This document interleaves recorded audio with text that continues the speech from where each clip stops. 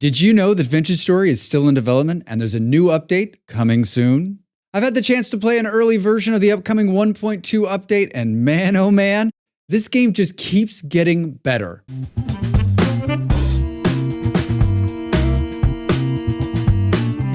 Hi, it's Drax. This is the part at the beginning of the video that everyone skips. For those of you that didn't jump forward, enjoy watching and listening. Might you consider supporting me further by visiting my Ko-fi or clicking on the join button on this video? Alright, that's it. Back to the video. In this video, I'm going to give you a brief preview of a couple of the new additions and changes to Vintage Story. There'll be some spoilers, but you clicked on the video, so I'm guessing you don't mind. Here's my list in no particular order. The world configuration page has been significantly improved in Vintage Story 1.20.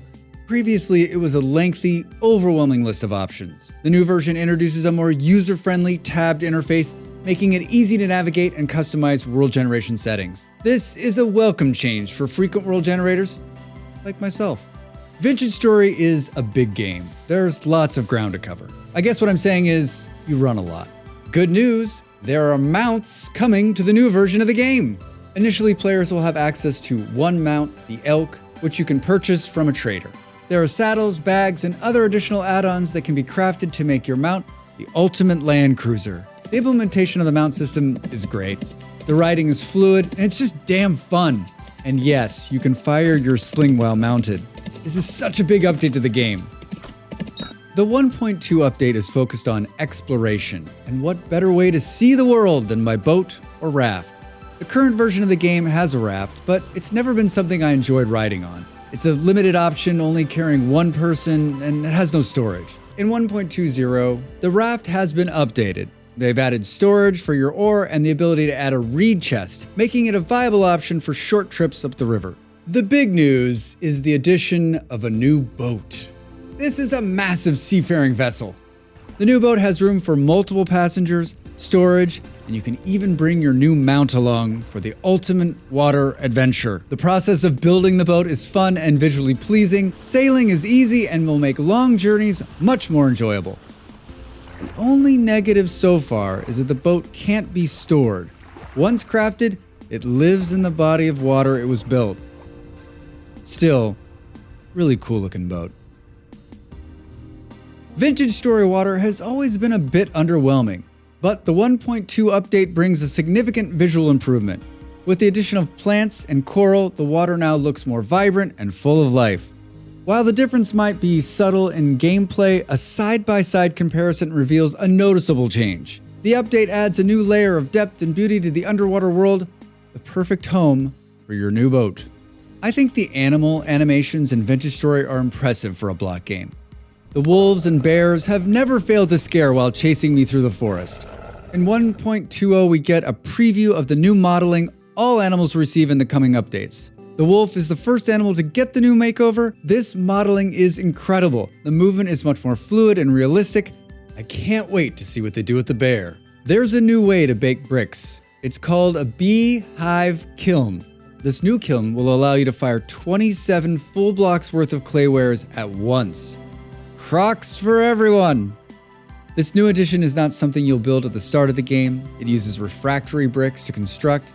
It feels like a much-needed addition to endgame building. Alongside the kiln, over 130 new blocks have been introduced, providing a wide range of building options and creative possibilities.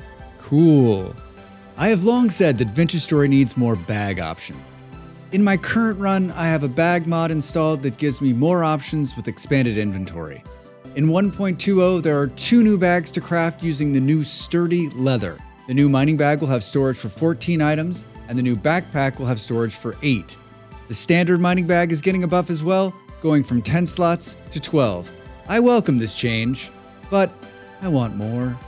There are 2 new mobs being introduced in 1.20, and I'm going to tell you right now, they are game-changing. The first is called the Bowtorn, and yes, it fires arrows at you. It has a close-up attack which I describe as a headbutt, taller than the Drifter and less deadly when encountered alone. I think the real threat from this new mob is when it's paired with other mobs and it's sniping you from the dark. The other new mob is called the Shiver, and the name perfectly fits my reaction. The first time I saw this mob, I jumped out of my chair. It walks on all fours and its movement is just freaky. The sound it makes? adds to the horror effect. The Shiver is now one of the scariest mobs that spawns on the surface. Both of these mobs change the way you deal with nighttime adventure. I welcome these two new additions to the mob pool, and I look forward to many nights hiding in a dirt hole, scared for my life. The list of updates, tweaks, and fixes is long for 1.20. There's so much being added to the game, to tell you all about it would take many, many hours. Honorable mention from my list, insects are being added. Maybe we'll finally see ropes and leashes.